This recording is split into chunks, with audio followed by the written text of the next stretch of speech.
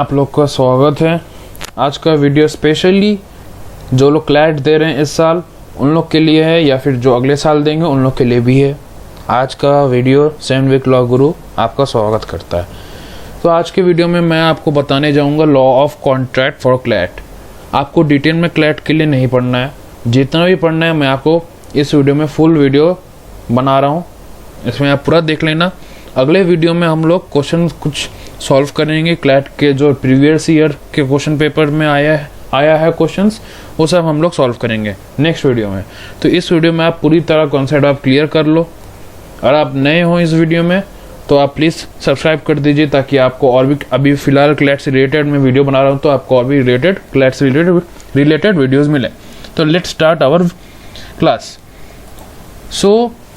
तो कॉन्ट्रैक्ट क्या होता है आपको सिंपल वे में मैं बताऊंगा, लीगल टर्म में मैं बाद में आऊँगा। जैसे कि मैंने लिखा है what do you mean by contract, वो मैं बाद में आऊँगा। पहले मैं ये बोलता हूँ कि कॉन्ट्रैक्ट में आप एक शॉपकीपर के एक दुकान में गए, आप ग्रोसरी शॉप में गए, आप अब वहाँ पे आपने बोला कि मुझे क्रीम क्रैकर बिस्किट चाहिए। आपने ऑफ़र किया कि मुझे क्रीम क्रैकर बिस्किट दो। शॉपकीपर बोला ठीक है, वो एक्सेप्ट कर लिया, एक्सेप्टेंस हो गया उधर। फिर आपने उसको पैसा दिया और उसने, दुकानदार ने बिस्किट दिया, तो ये हो गया कंसिडरेशन। लीगल कॉन्सिक्वेंसेस में आप एंटर किए तो हो जाता है कॉन्ट्रैक्ट। ओके, एग्रीमेंट और कॉन्ट्रैक्ट दो अलग अलग टर्म आता है। तो अब हम लोग आते हैं लीगल टर्म में। आप समझ गए होंगे, ऐसा आप एग्जाम्पल्स और भी हैं। जैसे कि आप रेलवे स्टेशन में जाके आप टिकट खरीदते हो या फ्लाइट का टिकट खरीदते हो, उसमें भी लेन देन होता है, मतलब कंसिडरेशन होता है। कंसिडरेशन मतलब हुआ कि समथिंग फॉर समथिंग, मतलब आपने कुछ दिया तो बदले में आपको कुछ मिला भी। आपने बिस्किट खरीदा और आपने उसके बदले पैसा दिया। रेलवे टिकट में आपने टिकट लिया और आपने पैसा दिया। फ्लाइट के टिकट में फ्लाइट का टिकट लिया और आपने पैसा दिया। ओके, ये पैसा होना ज़रूरी नहीं है। आप गांव में जाओगे, वहाँ पे आपको कुछ पहले के टाइम में अनाज दिया जाता था, कुछ मतलब कुछ सामान चाहिए तो सामान के बदले में आप अनाज दे रहे हो कुछ। तो अब हम लोग आते हैं लीगल टर्म में, जो क्लैट में आपका आ सकता है। तो what do you mean by a contract? An agreement enforceable by law is a contract. ये सिंपल है। ये आपका सेक्शन 2 क्लॉज H आप नोट डाउन कर सकते हो, क्योंकि आपको क्लैट में मे भी सेक्शन पूछ सकता है कि कौन सा एक्ट से पूछा गया है, कौन सा सेक्शन से पूछा गया है। तो ये आप जान के रख सकते हो और नोट डाउन कर सकते हो। तो ये कोई भी एग्रीमेंट जो भी लॉ से इन्फोर्सिएबल है वो कॉन्ट्रैक्ट होता है। ये चीज़ दिया गया है section 2 clause H of the Indian contract act 1872। अब एग्रीमेंट क्या होता है? According to section 2 clause E, same act का बता रहा हूँ मैं, every promise and every set of promises forming the consideration for each other is an agreement. मतलब कि एक आदमी ने प्रॉमिस किया कि हम सर्टेन काम करेंगे, दूसरा आदमी बोला ठीक है हम अपना काम, मतलब मैं अपना तरफ से काम करूँगा और तुम अपने तरफ से काम करो, तो मिलजुल के हो गया एग्रीमेंट। ठीक है, अब इसमें आता है प्रपोजल, जो सेक्शन 2 क्लॉज A में बताया गया of the Indian contract act. उसमें ये लिखा गया है, जब कोई एक आदमी अपना विलिंगनेस शो करता है, सिग्निफाई करता है दूसरे को कि हमको कुछ काम करना है, टू डू सर्टेन एक्ट और abstain from doing anything with view to obtain the assent, मतलब कि ऐसे, मतलब कि ऑफर करता है, प्रपोज करता है, वो प्रपोजल देता है कि मुझे ये खरीदना है, या फिर आप मान लो मुझे ये बेचना है, ये फ्लैट मेरे को बेचना है। तो उसने प्रपोजल दी। अब दूसरा पार्टी आके बोलेगा ठीक है मुझे खरीदना है। ओके, तो वो एग्रीमेंट में हो गया। यही होता है प्रपोजल। अब promise, section 2 clause B of the Indian Contract Act 1872 says that when the person to whom the proposal is made signifies his assent thereto, the proposal is said to be accepted. अब proposal जब proposal जो है accept हो जाता है तब वो promise बन जाता है। ओके, अब एग्रीमेंट क्या होता है आप तो समझ ही गए होंगे। अब ये तो जो बोल्ड में मैंने लिखा है वो चीज़ बहुत इंपॉर्टेंट है। ऑल कॉन्ट्रैक्ट, सारे कॉन्ट्रैक्ट एग्रीमेंट होते हैं। मतलब हुआ कि जितना भी कॉन्ट्रैक्ट बनता है उससे पहले फर्स्ट स्टेज आता है आपका एग्रीमेंट का। उसके बाद अगर जब आप लीगल कॉन्सिक्वेंसेस या लीगल ऑब्लिगेशंस में आप घुसोगे आप, तब आपका कॉन्ट्रैक्ट का फॉर्मेशन होता है। बट सारे एग्रीमेंट जो है कॉन्ट्रैक्ट नहीं होते, क्योंकि कुछ कुछ एग्रीमेंट इलीगल भी हो सकता है।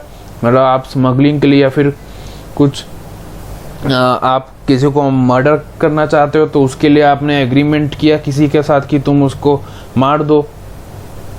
सो that are not contract because they are illegal.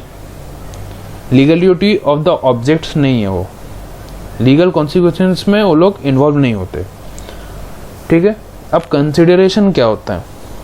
अब कंसिडरेशन ये जो मैंने आपको बताया, समथिंग फॉर समथिंग, मतलब कि आप कुछ दे रहे हो तो बदले में आपको कुछ मिल रहा है। जैसे कि आप सिंपल वे में आपको समझ में आ ही गया होगा कि ग्रोसरी शॉप में आप गए, आपने बिस्किट खरीदा, आपने बिस्किट लिया, आपने पैसा दिया उसके बदले में, तो यही होता है कंसिडरेशन। ये आपका डिफाइन किया गया है section 2 of the Indian contract act clause D. समझ गए? और ये भी है कि कॉन्ट्रैक्ट का फॉर्मेशन में आपका 2 या 2 से ज़्यादा पार्टीज मस्ट होना चाहिए, एकदम ज़रूरी है। एक आदमी कोई कॉन्ट्रैक्ट नहीं कर सकता है, 2 आदमी मिनिमम है कॉन्ट्रैक्ट फॉर्मेशन के लिए। ओके, अब हम लोग आते हैं नेक्स्ट। अब हम लोग पढ़ने वाले essentials of a valid contract. Valid contract को फॉर्मेशन के लिए क्या क्या एसेंशियल्स है, क्या क्या रिक्वायरमेंट्स है कि जिसके साथ वैलिड कॉन्ट्रैक्ट हो सकता है। तो पहला आता है ऑफर एंड एक्सेप्टेंस, फिर आता है intention to create legal relation, फिर आता है लॉफुल कंसिडरेशंस, फिर आता है कैपेसिटी ऑफ पार्टीज, फिर आता है फ्री कंसेंट, और लास्टली आता है लॉफुल ऑब्जेक्ट। और कैपेसिटी ऑफ पार्टीज भी हो सकता है और के नंबर ऑफ पार्टीज भी है, जैसे मैंने आपको बताया कि 2 या 2 से ज़्यादा पार्टीज एसेंशियल्स में भी आता है। ओके, अब हम लोग ये सारे पॉइंट एक एक करके पढ़ने वाले हैं। तो पहला आता है ऑफर एंड एक्सेप्टेंस। सो पहला स्टेप जो है किसी वैलिड कॉन्ट्रैक्ट में एंटर करने के लिए, तो वो आता है कि कोई वन पार्टी एक्स और वाई, आप समझ लीजिए एक्स ने ऑफर किया तो वाई को एक्सेप्टेंस करना है, एक्सेप्ट करना है उस ऑफर का, सर्टेन ऑफर का। एक्स ने बोला कि मुझे सर्टेन मतलब 2 एकड़ का ज़मीन हमको बेचना है। ठीक है, वाई ने बोला ठीक है मैं तुम्हारा 2 एकड़ का ज़मीन खरीदने के लिए तैयार हूँ। तो जब द ऑफर व्हेन एक्सेप्टेड, जैसे ही ऑफर एक्सेप्ट कर लेता है दूसरा पार्टी तो एग्रीमेंट बन जाता है। Such offer and acceptance must be valid as the definition of a contract says that an agreement is the primary criteria for making a contract, जैसे कि मैंने आपको पहले बता दिया। ओके, अब हम लोग आते हैं नेक्स्ट। अब आप जब आप कॉन्ट्रैक्ट में आप जाना चाहते हो, एग्रीमेंट तो आप बना लिए, आपने ऑफर एंड एक्सेप्टेंस किया, एग्रीमेंट बना लिए। अब आपको जब आपको कॉन्ट्रैक्ट में एंटर करना है तो आपको लीगल रिलेशंस भी बनाना पड़ेगा। तो इंटेंशन भी होना चाहिए ना दोनों पार्टी का कि लीगल रिलेशंस में आप एंटर करो। So there must be an intention among the parties that the agreement should be attached by legal consequences और क्रिएट लीगल ऑब्लिगेशंस और ड्यूटीज। दोनों पार्टीज के तरफ से लीगल ऑब्लिगेशंस या ड्यूटीज होने चाहिए। एग्रीमेंट्स ऑफ सोशल, जो भी एग्रीमेंट होता है सोशल या डोमेस्टिक नेचर का, वो लोग लीगल रिलेशन नहीं करता, वो लोग कॉन्ट्रैक्ट भी नहीं होता, और वो लोग कॉन्ट्रैक्ट को राइज नहीं, मतलब वो लोग कॉन्ट्रैक्ट नहीं होता, वो सब एग्रीमेंट ही रह जाता, क्योंकि वो सोशल और डोमेस्टिक नेचर का है। एक्सेप्शन आ गया आपका इधर कि जो भी एग्रीमेंट सोशल और डोमेस्टिक नेचर का है वो कॉन्ट्रैक्ट नहीं है, क्योंकि वो लोग कॉन्टेम्पलेट ही नहीं करता, लीगल रिलेशन में एंटर ही नहीं करता है। ओके, अब हम लोग आते हैं नेक्स्ट। अब कंसिडरेशन जो है आपको लॉफुल होना चाहिए, ये नहीं कि आप ड्रग्स बेच रहे हो या फिर आप इलीगल वेपन्स आप बेच रहे हो। आपका कंसिडरेशन जो है वो आपको लॉफुल होना चाहिए। The third essential part of a valid, जो तीसरा एसेंशियल पार्ट है वैलिड कॉन्ट्रैक्ट का फॉर्मेशन करने के लिए, is the presence of a lawful consideration. अब कंसिडरेशन जो है वो डिफाइंड किया गया है एज द सिंपल वर्ड में आप समझ सकते हो कि कोई भी price paid by one party, मतलब एक ने पैसा दिया दूसरे ने बिस्किट दिया, सिंपल। मतलब एक्स ने वाई को, मान लीजिए दूसरा एग्जांपल आप मान लो, एक्स ने वाई को बोला कि मुझे तुम्हारा ब्लू टी शर्ट पसंद आ गया तो मुझे वो खरीदना है एट ₹500। ओके नहीं मुझे नहीं पहले एक्स ने बोला, आप उसको भूल लो, तो मैं बता रहा हूँ।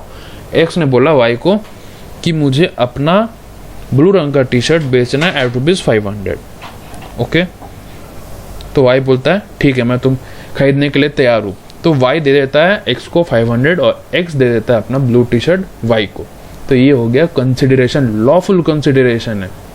बट अगर एक्स बोलता है कि मैं तुमको इतना अमाउंट ऑफ कोकेन दूंगा, ड्रग दूंगा, और वो उतना अमाउंट ऑफ पेमेंट करेगा, तब ये लॉफुल कंसिडरेशन नहीं हुआ, क्योंकि इलीगलिटी ऑफ द ऑब्जेक्ट हो गया ऑफ द कंसिडरेशन।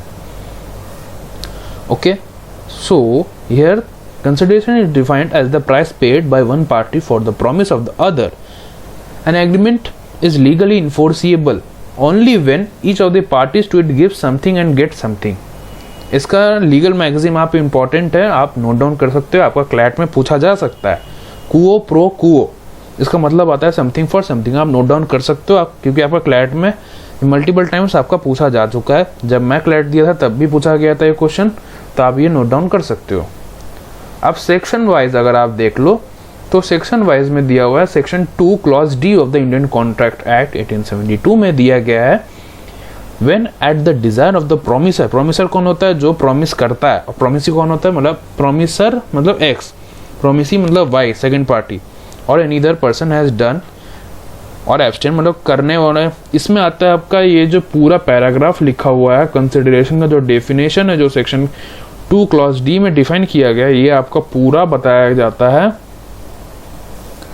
इसमें आपका जैसे टेंस आप लोगों ने पढ़ा होगा पहले के क्लासेस में, लोअर क्लासेस में, वैसे इसमें भी है past consideration, present consideration and future consideration.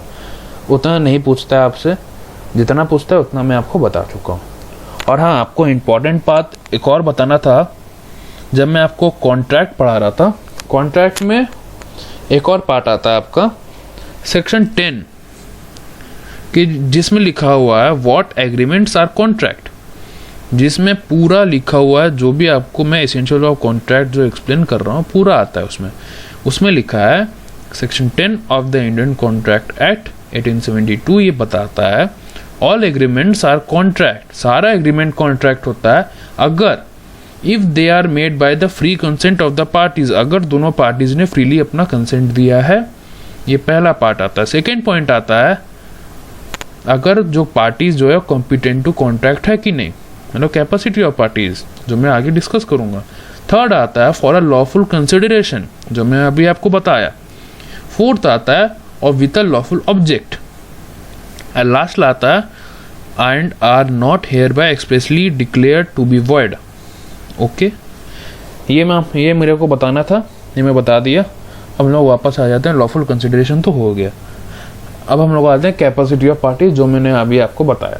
तो पार्टीज को जो है, दो एक्स और वाई पार्टीज जो है उसको हम लोग के पास वो लोग कॉम्पिटेंसी होना चाहिए, कॉम्पिटेंट होने चाहिए to contract, otherwise it can not be enforced by a court of law.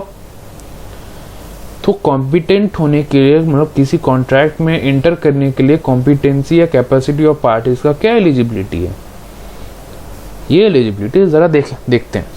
The parties must be of the age of majority. Age of majority मतलब हुआ कि above 18 years.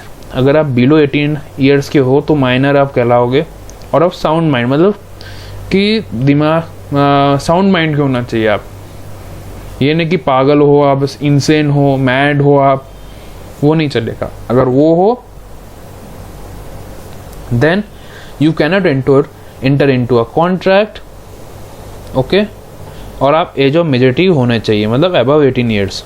And not disqualified from contracting, मतलब ये तो सिर्फ contract में हुआ। अगर आप दूसरे लॉ के हिसाब से अगर आप डिस्क्वालीफाई कर दिया गया है कि आपको आप कॉन्ट्रैक्ट किसी भी कॉन्ट्रैक्ट में आप एंटर नहीं कर सकते हो, वो भी नहीं चलेगा आपका। ये पूरा डिफाइन किया गया section 11 of the Indian contract act 1872। Okay, अब हम लोग नेक्स्ट आते हैं फ्री कंसेंट। अब फ्री कंसेंट बहुत जरूरी है। Free consent of all the parties to an agreement is another essential element of a valid contract. Consent, अब कॉन्सेंट का मतलब क्या होता है? कंसेंट का मतलब क्या होता है? कंसेंट का मतलब आता है कोई, consent means the party must have agreed, जो पार्टी जो है उसको एग्री करना पड़ेगा on the same thing in the same sense. Okay, अब इसका मैं एग्जांपल देना चाहूँगा। अगर x बोलता है कि मान लीजिए x के पास 2 लाल गाड़ी है, एक तो मारुति 800, एक तो लैम्बोर्गिनी, ठीक है। y बोलता है मुझे लैम्बोर्गिनी खरीदनी है, ठीक है। अब y ने बोला मेरे को लैम्बोर्गिनी खरीदनी है। अब x जो है समझा उसको मारुति 800 खरीदना है, तो उसने मारुति 800 बेच डाला उसको। तो ये तो कंसेंट नहीं हुआ। क्यों? क्योंकि consent means the party must have agreed on the same thing, मतलब कि x को भी जानना चाहिए कि y जो है उसको लैम्बोर्गिनी खरीदना है और सेम सेंस में लेना चाहिए। अब आते हैं there is no free consent, मतलब कुछ केसेस है जिसमें फ्री कंसेंट नहीं आता।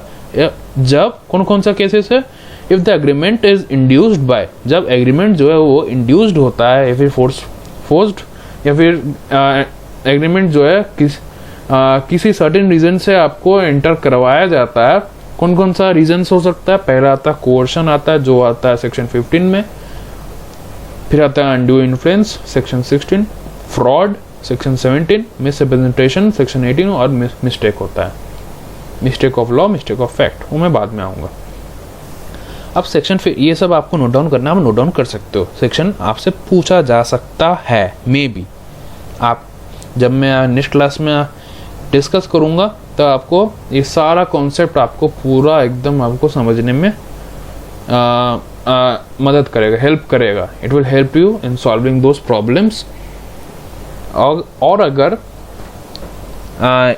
अब यहाँ पे कंसंट्रेट कीजिए, कोर्शन क्या होता है? कोर्शन सेक्शन 15 में बताया गया है। कोर्शन इज द कमिटिंग, कुछ कमिट करना या किसी को थ्रेटन करना या फिर डराना, to commit any act forbidden by the Indian penal code और IPC, or the unlawful detaining or threatening to detain any property to the prejudice of any person, whatever with the intention causing any person to, मतलब जबरदस्ती उसको threaten करा रहा है ताकि तुम contract में एंटर करो या एग्रीमेंट में एंटर करो, कोर्स कर रहा है उसको, फोर्स कर रहा है, तब वो होता है, उसको बोलते हैं कोर्सन। एग्जाम्पल ले लेते हैं। A on board an English ship on the high seas, A जो है एक तो इंग्लिश शिप में है, बाहरी मतलब हाई सीज में, ठीक है। वो बी को फोर्स करता है कि तुम एक तो एग्रीमेंट में एंटर करो by an act amounting to criminal intimidation under the Indian penal code, ठीक है। ए बाद में बी को स्यू करता है for the breach of contract, क्योंकि बी ने परफॉर्म नहीं किया। बट कहाँ पे करता है? कैलकाटा में करता है। ए हैज एम्प्लॉयड कोअर्शन, ए ने कोअर्शन किया है। Although his act is not offence, पर जो उसने इंग्लैंड के लॉ के हिसाब से उसका एक्ट ऑफेंस नहीं कराएगा। And although section 506 of the Indian penal code was not in force, और इंडियन पेनल कोड का सेक्शन 506 उस टाइम जब वो इंग्लिश शिप में था एट हाई सीज, उस टाइम जब वहाँ पे फोर्स में नहीं था, वेन और place where the act was done, इसलिए ए ने कोर्शन किया है। ओके, अब हम लोग आते हैं undue influence, that is defined in section 16। A contract is said to be induced by undue influence where the relations subsisting between the parties are such that one of the parties is in a position to dominate the will of the other and uses that position to obtain an unfair advantage over the other। आपको simple समझना है। Undue influence का मतलब आता है कि आप, मतलब एक्स के पास ऐसा पोजीशन है कि वो वाई के ऊपर वो डोमिनेट कर सकता है, मतलब एक्स ऐसा पोजीशन होल्ड करता है कि वो वाई को डोमिनेट करके वो कुछ सर्टेन बेनिफिट या सर्टेन अनफेयर एडवांटेज ऑब्टेन कर सकता है ओवर द अदर। कोर्शन मतलब आ गया कि आप ज़बरदस्ती आप उसको एग्रीमेंट में एंटर करवा रहे हो। अनड्यू इन्फ्लुएंस में आ रहा है कि आप उसको डोमिनेट करके आप ऐसा पोजीशन होल्ड करते हो कि आप उसको दूसरे की, मतलब वाई के विल के अगेंस्ट आप डोमिनेट कर सकते हो उसको, and uses that position to obtain an unfair advantage over the other. ठीक है, अब फ्रॉड में हम लोग आ जाते हैं, that is section 17। Fraud means and includes any of the following acts committed by a party to a contract और विद हिज कन्वीनियंस और by his agent. Fraud include करता है कि कोई भी पार्टी कोई भी पार्टी जो है कमिट करता है टू अ कॉन्ट्रैक्ट या और विद हिज कन्वीनियंस, या फिर किसी एजेंट के द्वारा कमिट करवाता है with the intent to deceive another party thereto और हिज एजेंट और टू इंड्यूस, मतलब इसमें भी सेम हाल है जैसा आपका कोर्सन में था। इसमें आता है the suggestion as a fact which is not true by one who does not believe it to be true. Second आता है the active concealment of a fact by one having knowledge और बिलीफ ऑफ द फैक्ट। फिर आते हैं a promise made without intention of performing it, या फिर any other act befitted to deceive, या फिर एनी सच एक्ट और omission of as the law specially declares to be fraudulent. Example ले लेते हैं, आपको समझने में आसानी होगा। ठीक है, ए सेल्स बाय ऑक्शन ए बेचता है सर्टेन ए बेचता है एक घोड़ा थ्रू ऑक्शन या बाय ऑक्शन टू बी। ठीक है, और ए जानता है कि जो घोड़ा है वो अनसाउंड माइंड का है, पागल है। ठीक है, तो but A says nothing to be about the horse unsoundness, this is not fraud in A. ठीक है, अब B is A's daughter, B जो है ए की बहन है and has just come of age. Here the relation between the parties would make it A's duty to tell B if the horse is unsound. Okay, फिर आता है B says to A if you do not deny it I shall assume that the horse is sound. A says nothing, here A silence is equivalent to speech. Okay, I think आपका concept clear हो गया होगा। Fraud का भी misrepresentation section 18 में define किया गया है। Misrepresentation means and includes positive assertion in a manner not warranted by the information of the person making it of that which is not true। मतलब कि आप चले गए, मतलब कि आप मान लीजिए कि आप चले गए किसी दुकान पे, या फिर आप माइनर हो, सिंपल आप समझ लो, आप माइनर हो, आप बिलो मतलब आप 15 साल के लड़के हो, और आपने जाके किसी कॉन्ट्रैक्ट में एंटर कर गए और ये बताते हुए कि मैं 20 साल का हूँ, that is the age of majority आप अटेंड कर चुके हो, जो झूठ है, दैट इज फॉल्स। आपने अपने को मिस रिप्रेजेंट किया है, आप माइनर हो बट आपने ये बोला है कि मैं 20 साल का हूँ और आप कॉन्ट्रैक्ट में एंटर कर गए हो, तो ये होता है मिस रिप्रेजेंटेशन का केस आता है। Okay, and any breach of duty which without an intent to deceive gains an advantage of the person committing it or anyone claiming under him by misleading another to his prejudice or to the prejudice of anyone claiming under him, causing however innocently a party to an agreement to make a mistake as to the substance। अगर पता चल गया कि जिसके साथ contract में inter कर रहा है रिप्रेजेंट करके, अगर उसको पता चल गया कि माइनर है, तो माइनर जिम्मेदार ठहराया नहीं जाएगा, उसका गार्जियन जो है वो जिम्मेदार ठहराया जाएगा। ओके, सेक्शन 18 में ये बताया गया। अब आते हैं हम लोग मिस्टेक में। अब मिस्टेक आपका आता है दो तरह का मिस्टेक आपका आता है। पहला आता है mistake of fact and second है मिस्टेक ऑफ लॉ। आपका अगर आप लॉयर हो, अगर आप advocate, if you are an advocate and in the court during the, जब चल रहा है आपका सुनवाई चल रहा है केस का, किसी केस का सुनवाई चल रहा है, अगर आप बोलते हो कि मैं ये सर्टेन लॉ नहीं जानता, तो ये नहीं चलेगा, court will not accept it. ठीक है, और अगर आप बोलते हो कि मुझे ये फैक्ट नहीं पता था कि इसका ये चीज़ हुआ है, वो एक्सेप्टेड है। Ignorance of fact is an excuse but ignorance of law is no excuse is a well known maxim of criminal law. Criminal law का वेल नोन मैक्सिम है, आप नोट डाउन कर सकते हो, मैं रिपीट कर रहा हूँ। Ignorance of fact is an excuse but ignorance of law is no excuse. Okay, an honest and reasonable mistake stands in the same footing as absence of right mindfulness. If the person who acted in good faith, अगर कोई आदमी good faith में act करता है under wrong facts which he reasonably believed, it is not considered a crime unless there is an statute which penalizes that act without referring to intent. Negligence, however, is not a defense. In case of mistake of law, it is not just a defense. It is not just a defense at all, because if the court causes, अगर court excuse कर देता है person for not knowing the law, justice itself would become questionable.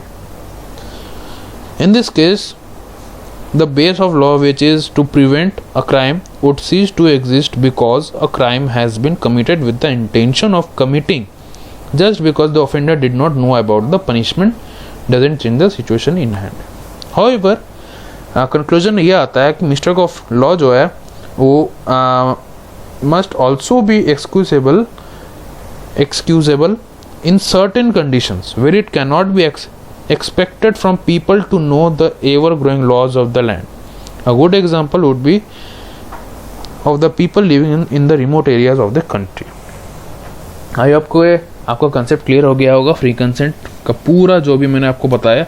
अब हम लोग चले जाते हैं लॉफुल ऑब्जेक्ट का, जो भी आता है आपका फॉर, अब एसेंशियल ऑफ कॉन्ट्रैक्ट तो चल ही रहा है आपका। For the formation of a valid contract का फॉर्मेशन के लिए एक तो लॉफुल ऑब्जेक्ट का ज़रूरत है।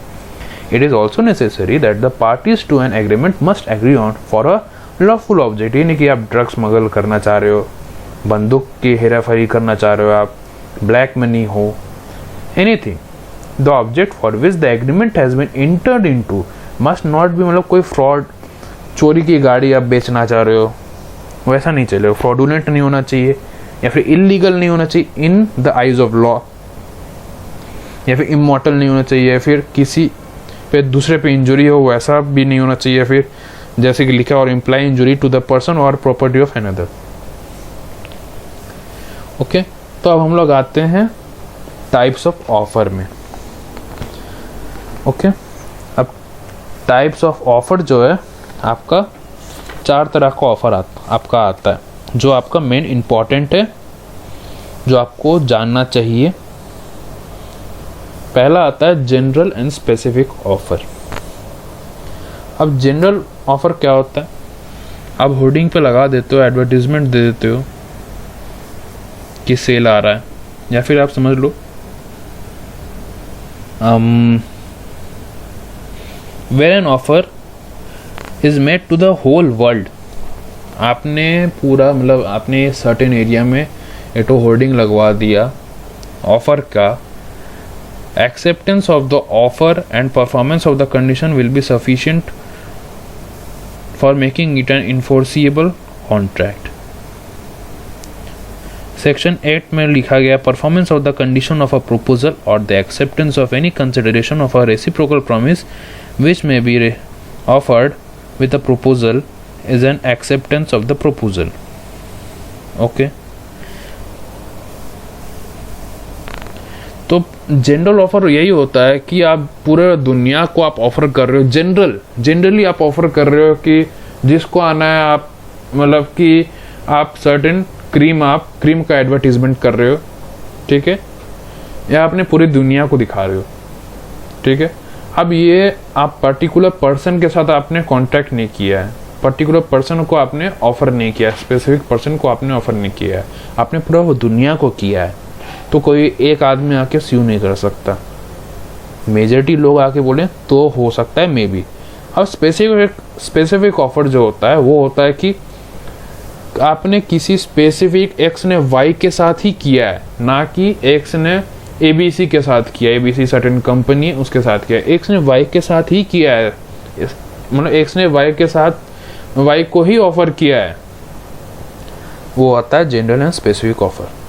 अब आता है ऑफर, नॉर्मल ऑफर आपको बता दिया मैं जो कॉन्ट्रैक्ट में होता है।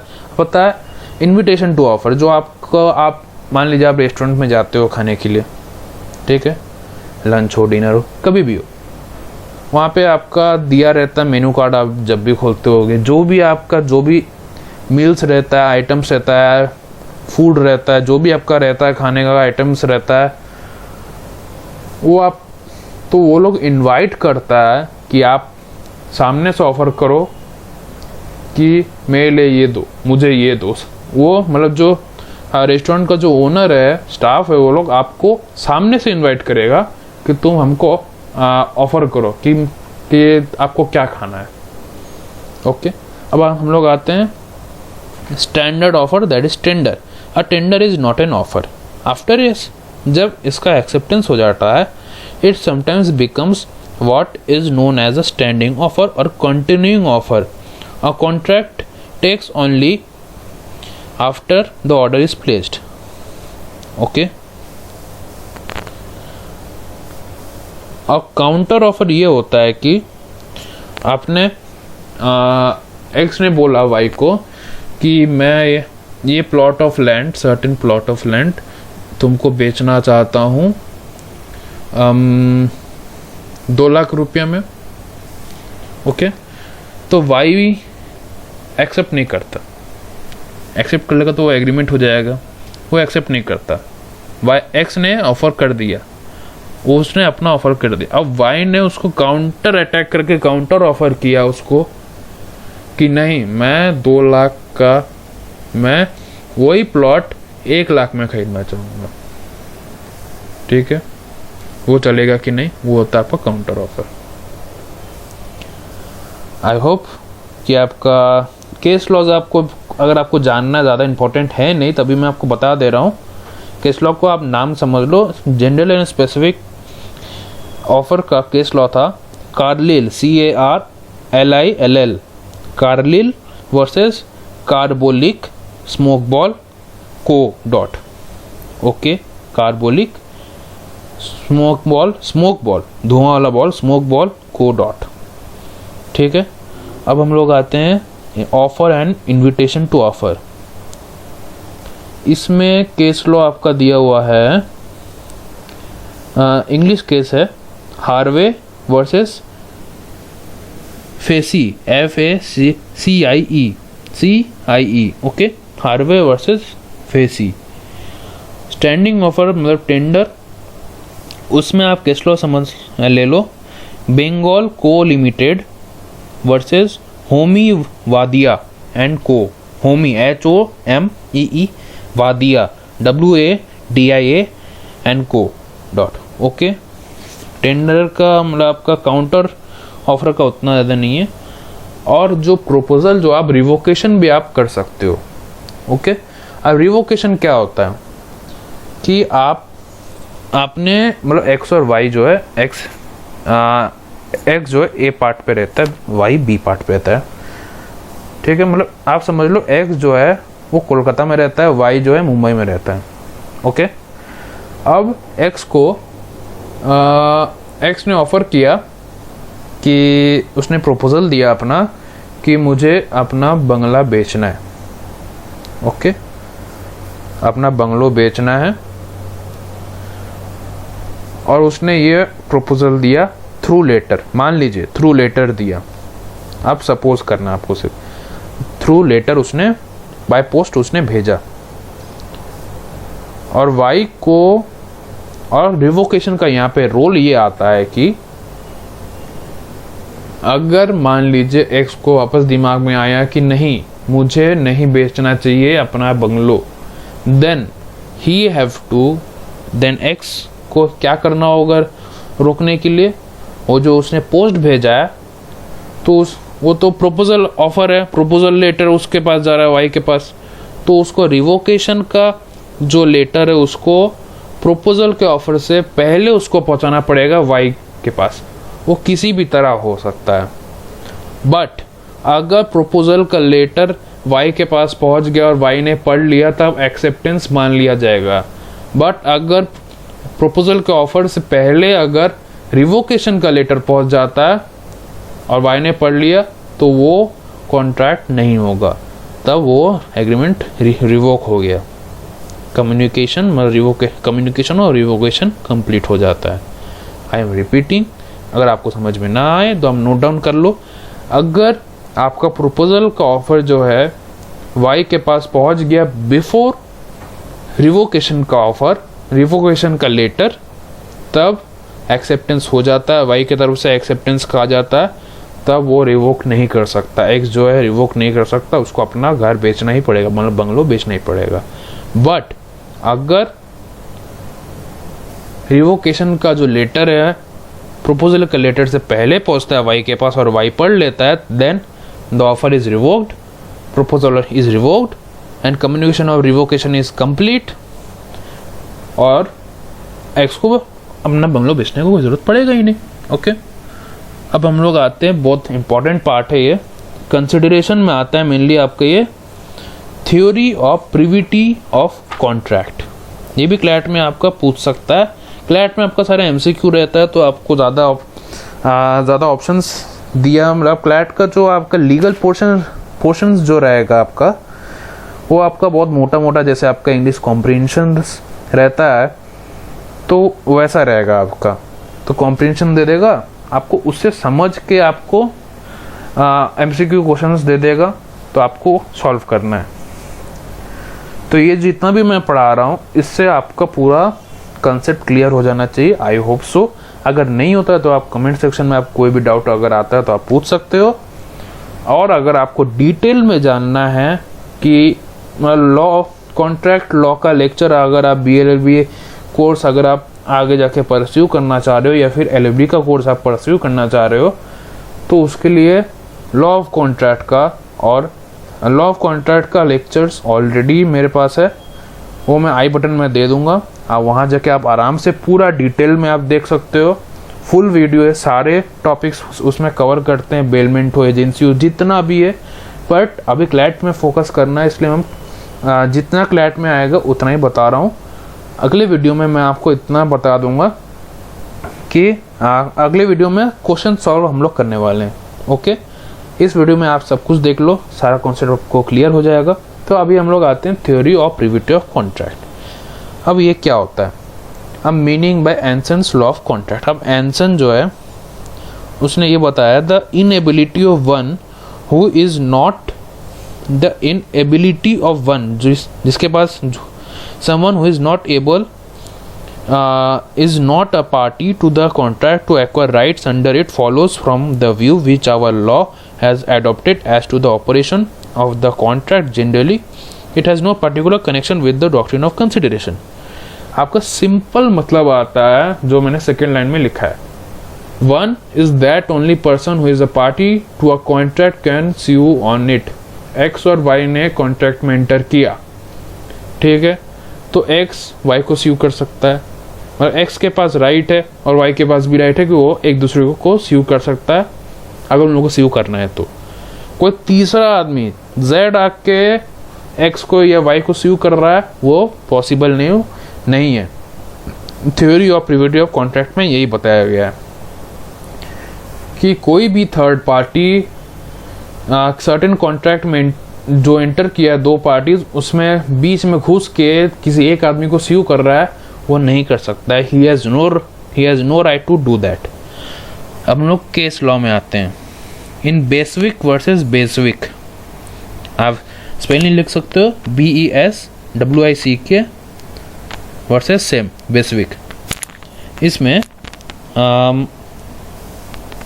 The Court of Appeal reversed the decision and decided in her favor. The defendant there, इसमें हुआ था, पीटर बेसविक अ कोल मर्चेंट है, contracted to sell the business to his nephew John in consideration that he, मतलब John जो है वो 6.10 euros पर week उसको पे करेगा for the rest of his life, ठीक है। एंड आफ्टर हिज डेथ, जब वो मर जाएगा,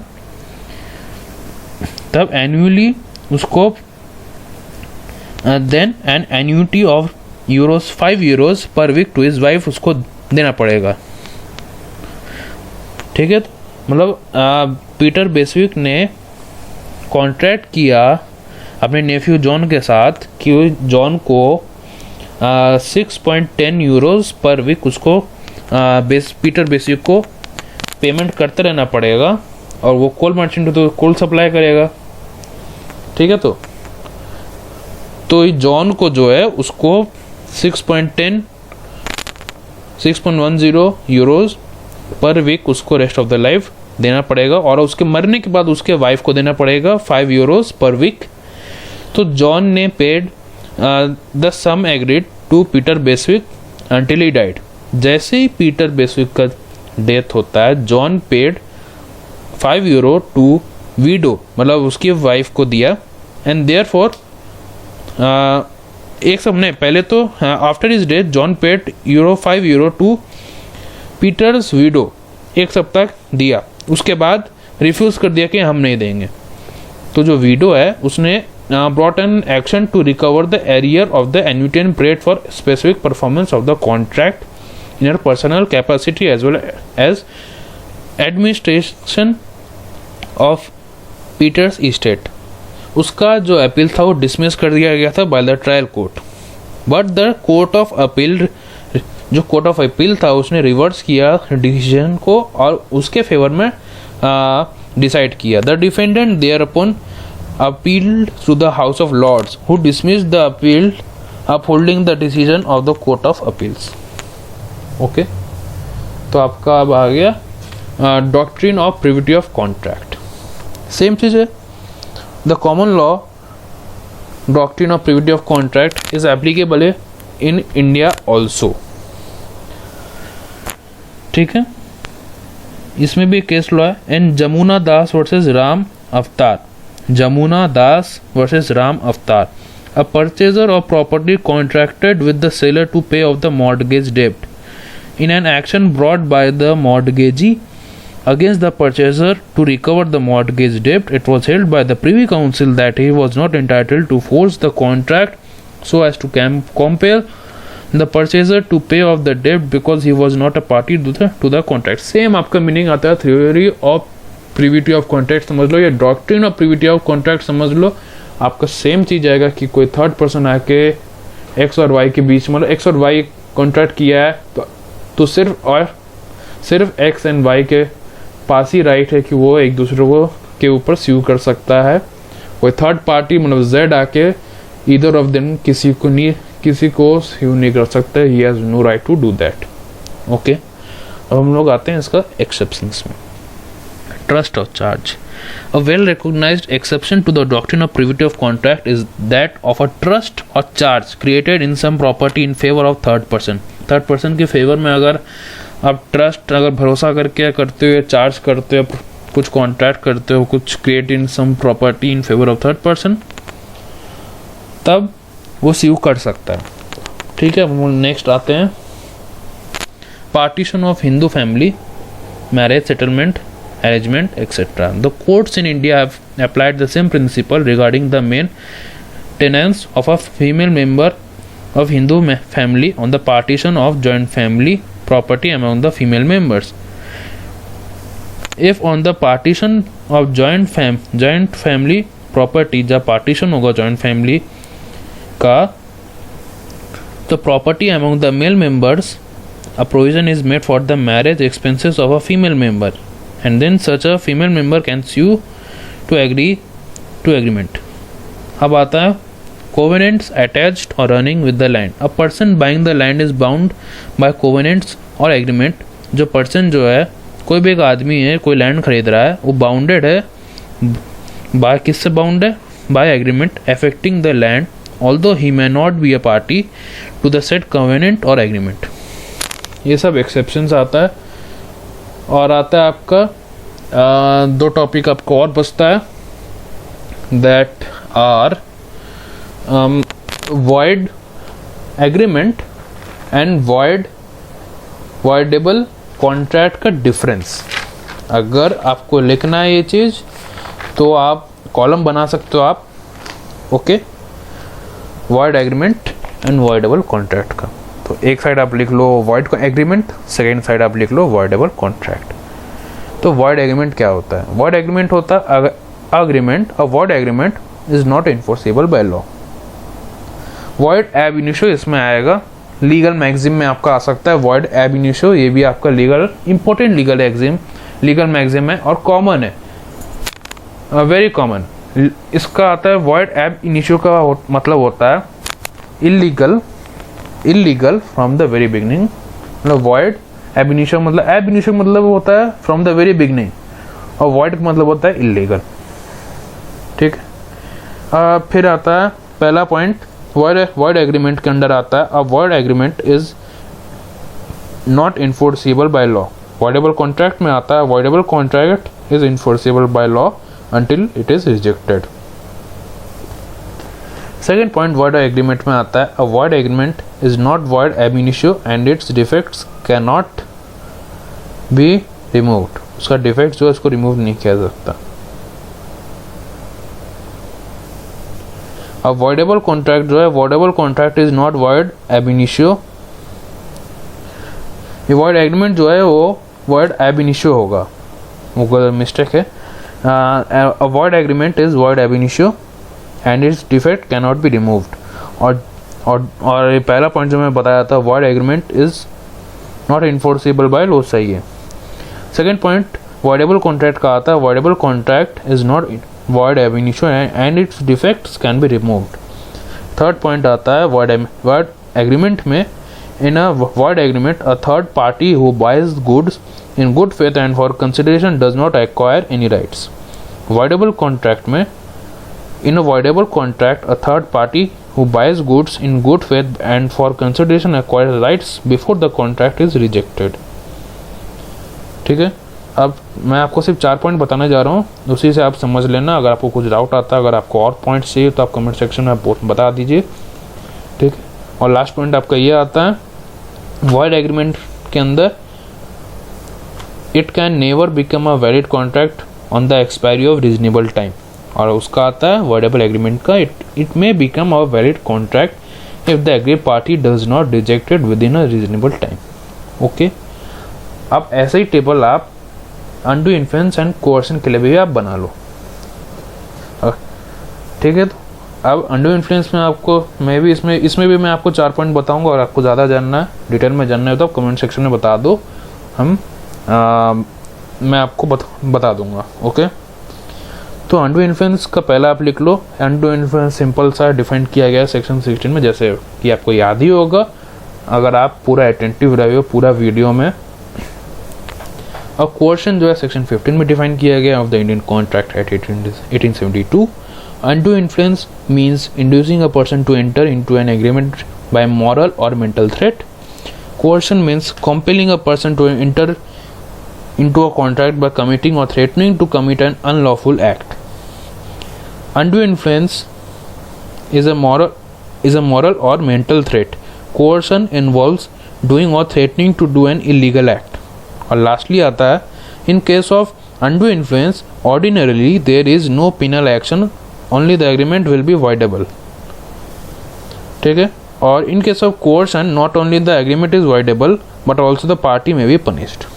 ओके, तो अगर आपको मेरा वीडियो आज का लॉ ऑफ कॉन्ट्रैक्ट लेक्चर्स इन हिंदी आपको पसंद आए तो लाइक ज़रूर कीजिए, सब्सक्राइब ज़रूर कीजिए, शेयर ज़्यादा से ज़्यादा कीजिए, ताकि और भी लॉ एस्पिरेंट्स आपके फ्रेंड सर्कल में अगर कोई हैं, फैमिली मेम्बर्स में कोई भी अगर है जो लॉ क्लैट एग्ज़ाम देने वाला है इस साल, दैट इज़ ऑन 7 सितंबर फ़िलहाल के लिए, तो वो लोग भी यहाँ पे आके पढ़ सकता है। फ्री में आपको पढ़ा रहा हूँ मैं। अगर आपको कोई डाउट आता है आप कमेंट सेक्शन में आप कर सकते हो कमेंट आप, तो सब्सक्राइब भी ज़रूर कीजिए ताकि आपको और भी आगे का क्लैट का लॉ से रिलेटेड टॉपिक्स आपको मिलते रहें।